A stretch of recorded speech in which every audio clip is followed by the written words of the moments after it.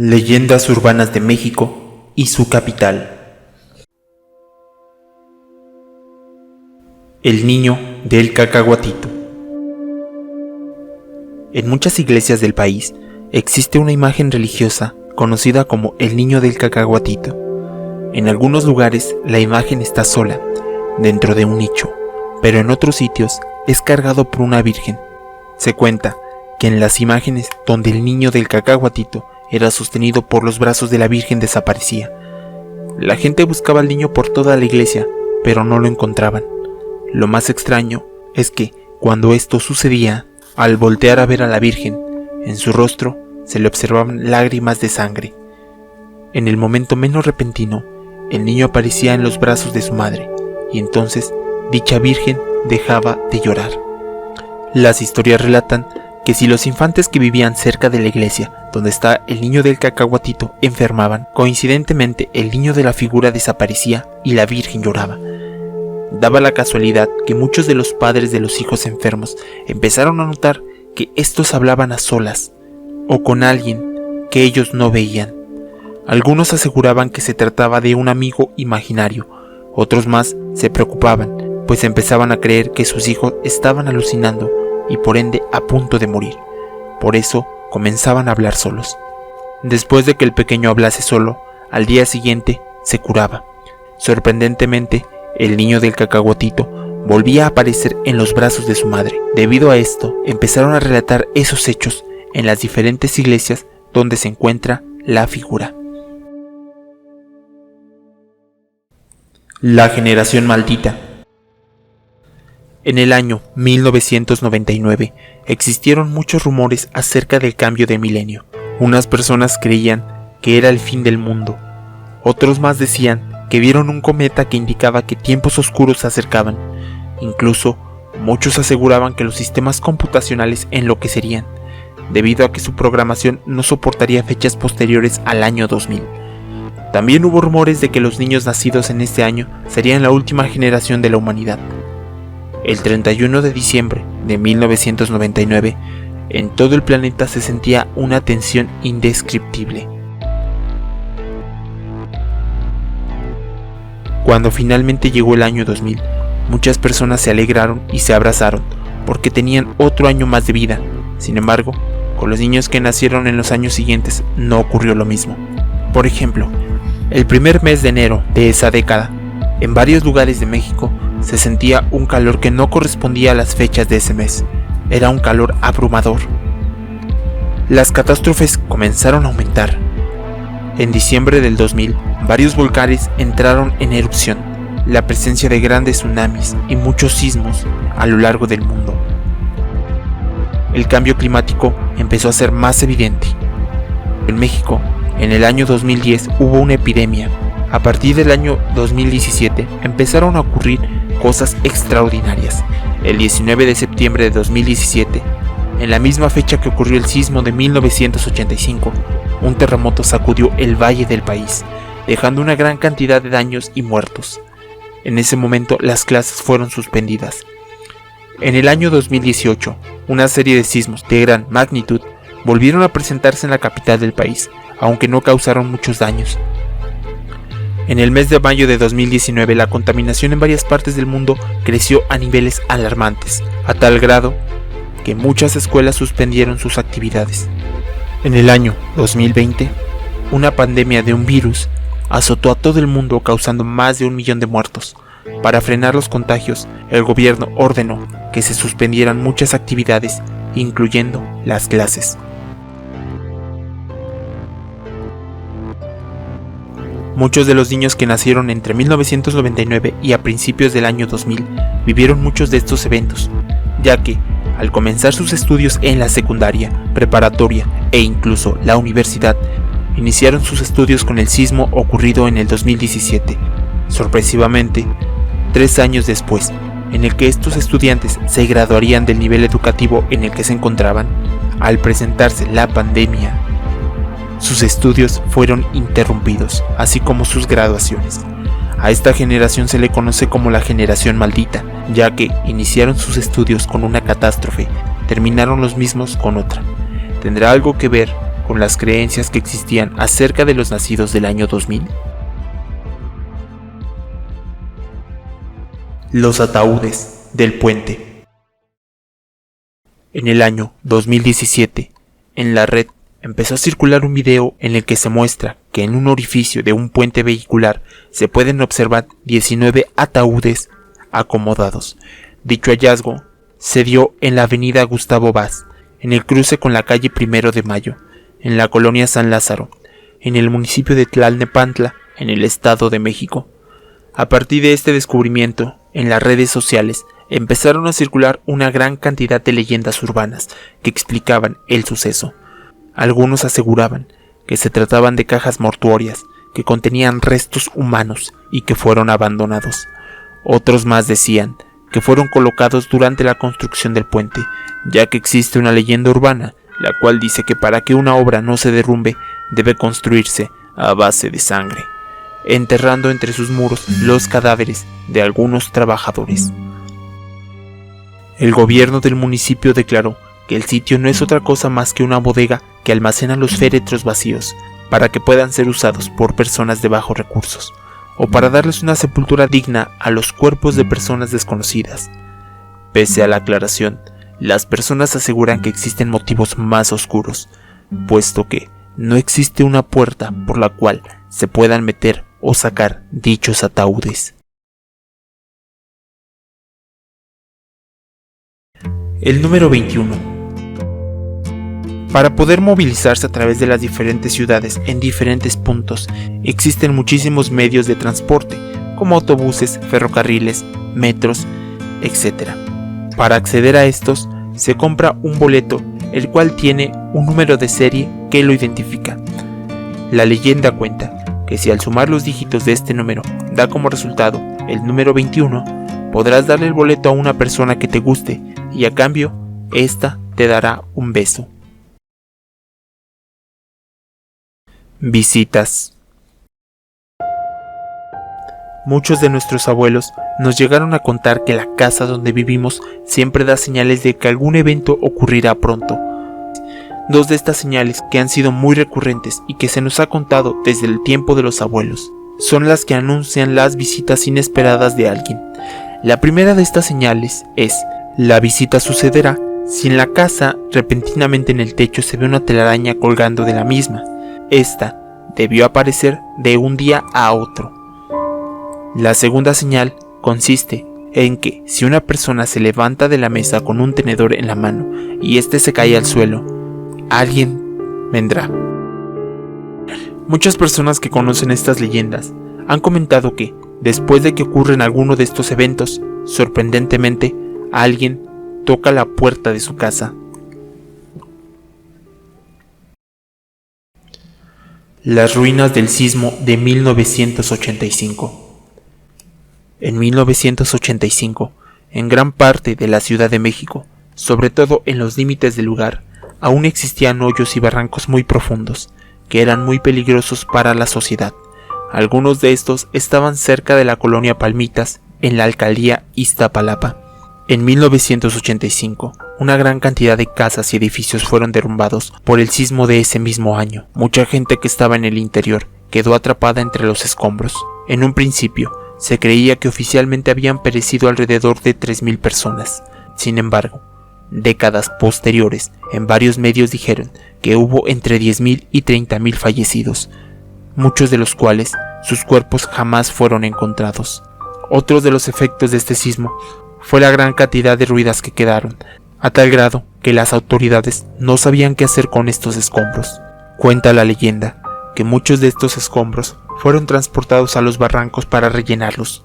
Incluso se cree que en medio de las ruinas estaban los cuerpos de las personas fallecidas, que fueron arrojadas a los hoyos. Los habitantes de las colonias cercanas al hoyo de Palmitas aseguran que todos los días podían ver cómo los camiones llegaban a vaciar los escombros para rellenar los lugares. Actualmente en Iztapalapa existe un lugar llamado el Parque Cuitláhuac. Sin embargo, en torno a este parque existen una gran cantidad de leyendas. Antes de que fuera lo que actualmente se conoce, este sitio era un basurero, que muchos de estos escombros también fueron depositados en este lugar. Pronto, el sitio empezó a desprender un aroma desagradable, debido a que se tiene la creencia de que también tiraban a los cuerpos que estaban entre las ruinas. El gobierno, al ver esta situación, decidió cubrir el lugar con tierra, y a partir de esto nació el parque que se conoce en la actualidad. La maldición del Cruz Azul. El Cruz Azul es uno de los equipos más populares del fútbol mexicano. Sin embargo, en 1997 ganó su último campeonato. Desde ese momento no había podido ganar ninguno. Hubo ocasiones en que al llegar a la final, aunque le iba ganando a su rival 2-0, en los últimos minutos era empatado, para ser posteriormente derrotado en la ronda de penales. Incluso hubo partidos donde iba ganando 4-0, y aunque parecía imposible, su rival lo empataba y le ganaba. A partir de este momento se convirtió en la burla de los aficionados del fútbol, pues, aunque iba ganando, al final terminaba perdiendo, como si ellos mismos cometieran los errores a propósito para que les ganaran. A partir de aquí surgió el término Cruz Azulear, que significaba tener la victoria en las manos y perderla por errores. Sin embargo, debido a que este comportamiento se repetía constantemente, muchas personas empezaron a decir que el equipo sufría una maldición. Algunos aseguraban que en el estadio fue enterrado un trabajo de magia negra, y hasta que no fuera desenterrado el equipo no ganaría. Sin embargo, el Cruz Azul cambió del Estadio Azul al Estadio Azteca y continuó sin esta racha de victorias. Otros de los rumores que corrían es que una bruja hechizó al equipo, y varios les aseguraron que esta maldición no terminaría hasta que la pasaran a otro equipo. Lateralmente, a los Juegos de Liguilla de México también estaban los Juegos Internacionales, donde participaba la selección mexicana. Esta no había podido ganarle a la selección nacional de Alemania, ya que en todos los partidos el equipo mexicano siempre era derrotado y eliminado por los alemanes. Un acontecimiento extraño sucedió en el Mundial de Rusia del 2018. México jugó su primer partido contra Alemania, al cual, en la ceremonia previa al partido, se le regaló una bandera del Cruz Azul. Ese día, por primera vez, México le pudo ganar a Alemania en un partido oficial. Desde ese momento, Alemania, siendo uno de los mejores equipos del mundo, no ha triunfado, futbolísticamente hablando, y se ven mermados sus sueños de ser ganadores. Sorpresivamente, después de muchos años, en mayo de 2021, el equipo de Cruz Azul finalmente pudo ganar un torneo de fútbol. Curiosamente, meses después empezó la Eurocopa, en donde países europeos jugaban un campeonato. Alemania participó y, sorpresivamente, no pudo ganar la mayoría de sus encuentros. Algunos creen que, efectivamente, el Cruz Azul le pasó su maldición a Alemania, desde ese partido en el que México le ganó por primera vez. El Museo de Antropología e Historia. Este museo está ubicado en la tercera sección del Bosque de Chapultepec, en la Ciudad de México. Es uno de los museos más conocidos del país y de Latinoamérica, debido a que alberga una gran cantidad de piezas pertenecientes a las culturas mesoamericanas que habitaron en México durante la época prehispánica. Sin embargo, muchas de esas piezas esconden oscuros secretos. En 1952, en la pirámide de Palenque, el arqueólogo Alberto Ruz encontró la tumba de uno de los sacerdotes más famosos de la cultura maya, llamado Pacal. Hasta ese entonces, se creía que las pirámides no resguardaban ningún cuerpo, hasta que con este descubrimiento ocurrió lo contrario. La lápida que lo cubría tenía un relieve grabado. Se cree que representa el viaje del Pacal a través del inframundo maya. Sin embargo, muchos aseguran que al voltear la lápida tiene la forma de una nave espacial. Con esto, creen que es evidencia suficiente para demostrar que los mayas tuvieron contacto con seres de otros mundos.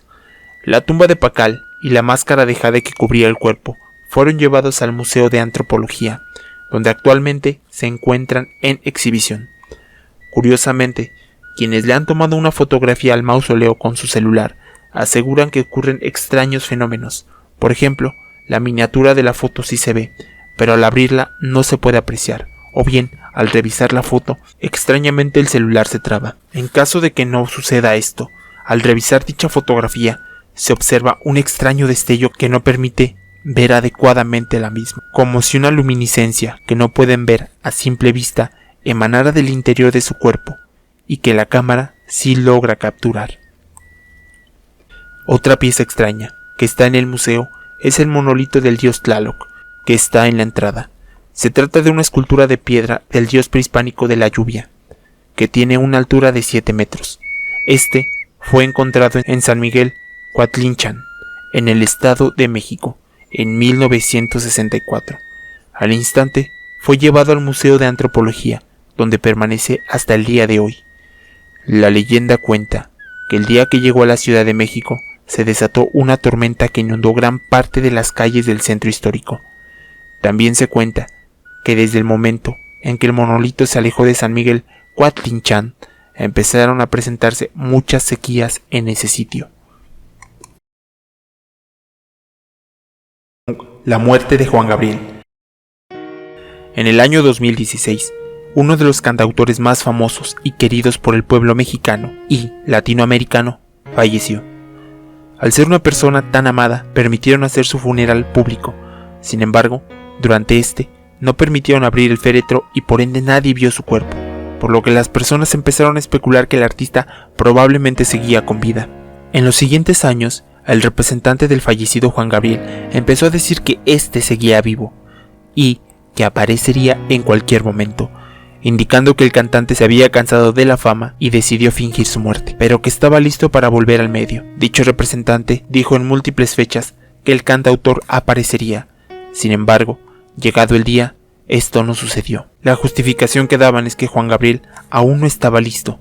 Otros artistas como Ricardo González, Cepillín, también afirmaban que se encontraba vivo. Lo extraño es que desde que Juan Gabriel falleció, quedaron muchas dudas respecto a su muerte.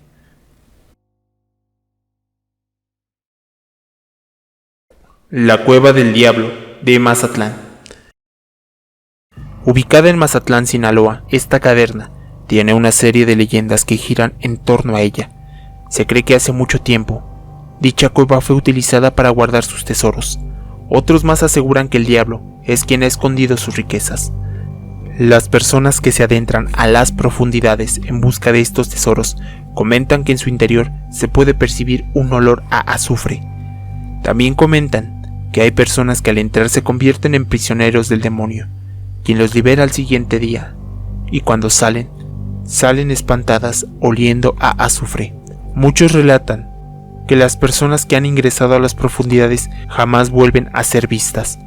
Algunos creen que, efectivamente, encontraron las riquezas. Sin embargo, el diablo los encontró y encerró sus cuerpos en las grietas que existen, por lo que no volvieron a salir.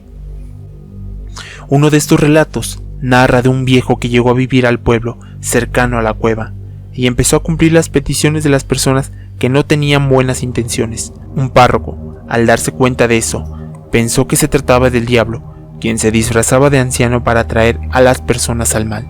Por lo tanto, a base de engaños, el sacerdote llevó al diablo a la cueva para que quedara encerrado. Desde ese momento, las personas cuentan que en las profundidades de la cueva se aparece el maligno disfrazado de anciano para robarse las almas de los desafortunados que ingresen a sus terrenos.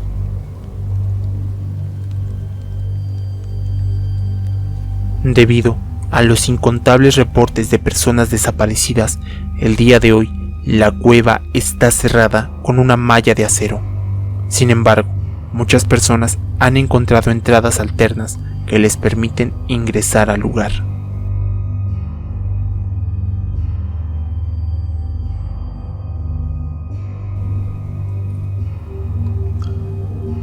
¿Y tú? ¿Conoces alguna otra leyenda urbana de México y de su capital?